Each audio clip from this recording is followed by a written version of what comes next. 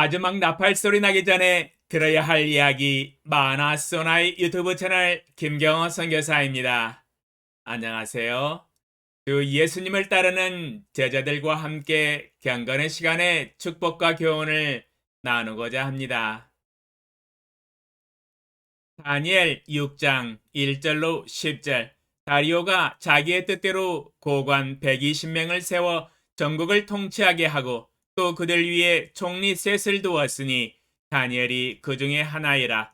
이는 고관들로 총리에게 자기의 직무를 보고하게 하여 왕에게 손해가 없게 하려 함이었더라. 다니엘은 마음이 민첩하여 총리들과 고관들 위에 뛰어나므로 왕이 그를 세워 전국을 다스리게 하고자 한지라. 이에 총리들과 고관들이 국사에 대하여 다니엘을 고발할 근거를 찾고자 하였으나 아무 근거, 아무 허물도 찾지 못하였으니 이는 그가 충성되어 아무 그릇됨도 없고 아무 허물도 없음이었더라. 그들이 이르되 이 다니엘은 그 하나님의 율법에서 근거를 찾지 못하면 그를 고발할 수 없으리라 하고, 이에 총리들과 고관들이 모여 왕에게 나아가서 그에게 말하되 다리오 왕이여 만수무강하옵소서. 나라의 모든 총리와 지사와 총독과 법관과 관원이 의논하고 왕에게 한 법률을 세우며 한 금령을 정하실 것을 구하나이다. 왕이여 그것은 곧 이제부터 30일 동안에 누구든지 왕 외에 어떤 신에게나 사람에게 무엇을 구하면 사자굴에 던져 넣기로 한 것이니이다. 그런즉 왕이여 원하건대 금령을 세우시고 그 조서에 왕의 도장을 찍어 메대와 바사에 고치지 아니하는 규례를 따라 그것을 다시 고치지 못하게 하옵소서 하매, 이에 다리오 왕이 조서에 왕의 도장을 찍어 금령을 내니라. 다니엘이 이 조서에 왕의 도장이 찍힌 것을 알고도 자기 집에 돌아가서는 윗방에 올라가 예루살렘으로 향한 창문을 열고 전에 하던 대로 하루 3번씩 무릎을 꿇고 기도하며 그의 하나님께 감사하였더라. 날마다 하나님께 기도하는 삶에 어느 누가 막을 쏘냐? 라는 제목으로 말씀을 묵상해 보았습니다. 다니엘은 날마다 하나님과 기도하며 동행하는 삶을 살았습니다. 마치 에녹이 하나님과 동행하는 삶과 같았습니다. 어려서부터 배운 하나님의 말씀과 하나님을 경배하는 삶, 그리고 날마다 하나님 앞에서 무릎 꿇고 기도하는 삶은 베이징 라이프였습니다. 모든 범사에 하나님을 의뢰하는 삶을 살았습니다. 그는 바벨론 제국의 3인방 총리의 한 명으로 나라를 관리하는 책무를 충성되게 감당하였습니다.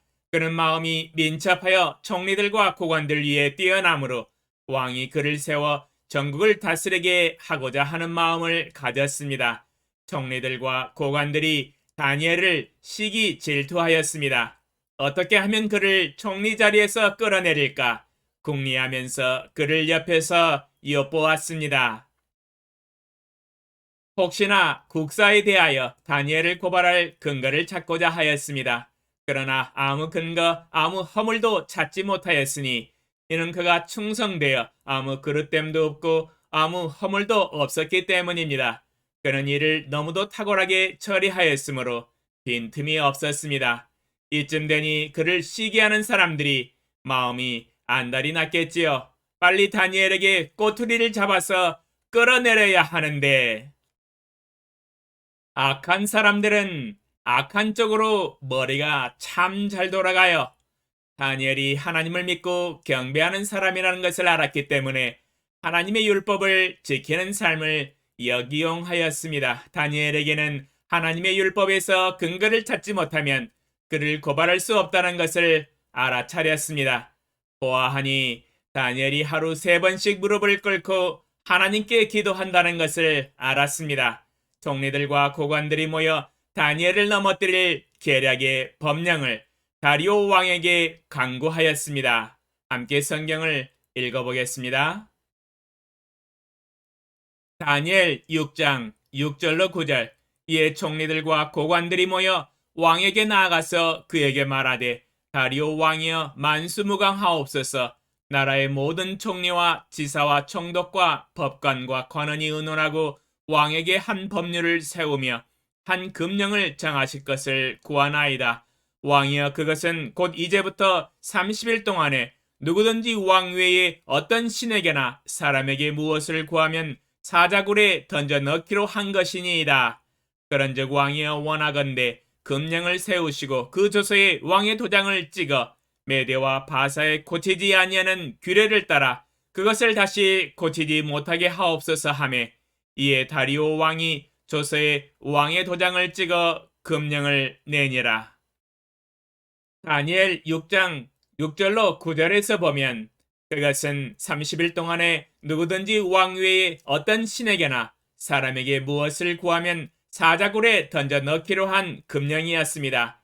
그리고는 그 조서에 왕의 도장을 찍어 메대와 바사에 고치지 아니하는 규례를 따라 그것을 다시 고치지 못하게 하였습니다.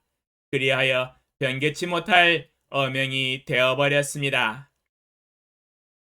다니엘은 이 모든 상황을 다 알아차렸습니다. 자기를 시기하는 총리들과 고관들이 자기를 괴계로 쓰러뜨릴 계책이라는 것도 알았습니다. 왕이 내린 조서에 도장이 찍힌 것도 알고 있었으며 변개치 못할 언행이라는 것도 알았으며 오늘 집에 돌아가서 하나님께 무릎 꿇고 기도한다면 금령을 어기고 사자굴에 던져질 것이라는 것도 알고 있었습니다. 그러나 다니엘은 이 모든 사실을 알고도 마음에 굳은 결심을 이렇게 하였을 것입니다. 평소에 하던 대로 그대로 할 것이다. 어명이 나의 길을 막고 사자굴이 나를 기다리고 있을지라도 하나님 앞에서 지킬 것은 지킨다. 물불 가리지 아니하고 믿음의 길을 걸어갈 것이다. 죽음도 불사할 것이다. 하나님은 전능하사 능히 나를 사자의 이빨에서 나를 구원하시고 나를 시기하고 음모하는 총리들과 고관들로부터 보호하실 수 있는 분이시다. 그렇게 하지 아니하실지라도 오늘도 하나님 앞에 무릎 꿇고 기도할 것이다. 다니엘과 세 친구들의 믿음은 이방 나라에서 참으로 아름답게 빛났습니다. 하나님을 믿는 믿음을 지키기 쉽지 않은 환경 가운데서도 오직 믿음으로 살아가는 삶이 이 새벽에 저의 마음을 감동시킵니다. 날마다 하나님께 기도하는 삶에 어느 누가 막을 수 있겠습니까? 사탄이나 사탄의 추종자들이나 악한 자나 나를 시기하는 자나 천사들이나 물이나 불이나 사자의 이빨이나 왕의 어명이나 그 누구도 막을 수 없습니다. 다니엘이 어떻게 행동을 했나 함께 성경을 읽어보겠습니다. 다니엘 6장 10절. 다니엘이 이 조서에 왕의 도장이 찍힌 것을 알고도 자기 집에 돌아가서는 윗방에 올라가 예루살렘으로 향한 창문을 열고 전에 하던 대로 하루 3번씩 무릎을 꿇고 기도하며 그의 하나님께 감사하였더라. 다니엘 6장 10절에서 다니엘은 그 어떠한 압력에 굴하지 않고 자기 집에 돌아가서는 윗방에 올라가 예루살렘으로 향한 창문을 열고 전에 하던 대로 하루 3번씩 무릎을 꿇고 기도하며 그의 하나님께 감사하였다고 증거하고 있습니다. 평소에 하던 삶을 중단하지 않았습니다. 어느 누구도 다니엘이 하나님과 동행하는 삶을 막지 못하고 멈추게 하지 못했습니다. 다니엘의 믿음의 위대한 승리였습니다. 주사위는 던져졌습니다. 결과야 하나님이 책임을 지시고 인도하실 것입니다. 다니엘의 책임은 모두 완수하였습니다. 다니엘의 기도의 삶은 저의 롤모델입니다. 한국은 종교의 자유가 있어서 그 어느 누구도 저의 기도의 삶을 막는 사람이 없네요. 감사한 일이지요. 그러나 문제는 그 어느 누구도 기도하는 삶을 막지 않는데도 수많은 그리스도인들이 자원해서 하나님 앞에 무릎을 꿇고 기도하지 않는다는 데 있습니다.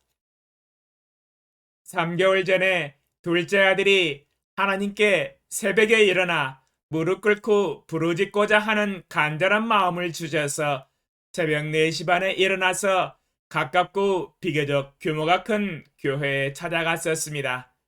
그런데 이게 웬일입니까? 5시가 되었는데도 교회의 문이 굳게 잠겨 있고 새벽 기도를 하러 오는 사람이 아무도 없었습니다. 문이 열릴 기미가 보이지 않았습니다. 목사님도 안 오시고 성도들도 한 명도 오지 않았습니다. 기다려도 열리지 않는 교회 문이었습니다. 그래서 눈물을 머금고 그 근처에 있는 규모가 큰 다른 교회에 찾아갔습니다. 혹시나 했는데 역시나였습니다. 그 큰 교회도 문이 굳게 잠겨 있고 목사님도 성도들도 아무도 나오지 않았습니다. 끝내 새벽 기도를 하지 못하고 집으로 돌아왔다는 이야기를 들었습니다. 모든 교회가 다 이렇지는 않습니다만 수많은 교회들이 새벽 기도를 하지 않습니다. 각자 알아서 집에서 기도하라는 것이지요. 제가 보아서는 각자 집에서 알아서 새벽에 기도를 하지 않는 것 같습니다. 집에서 기도했더라면 교회에 모여서 새벽에 함께 기도했을 것입니다. 지금 한국 교회가 새벽에 기도하는 것을 중단하는 곳이 점점 많아지고 있습니다. 점점 많은 수의 교회들이 새벽기도 중단에 동참하고 있습니다. 좋은 사건이 아니지요. 통탄할 일입니다.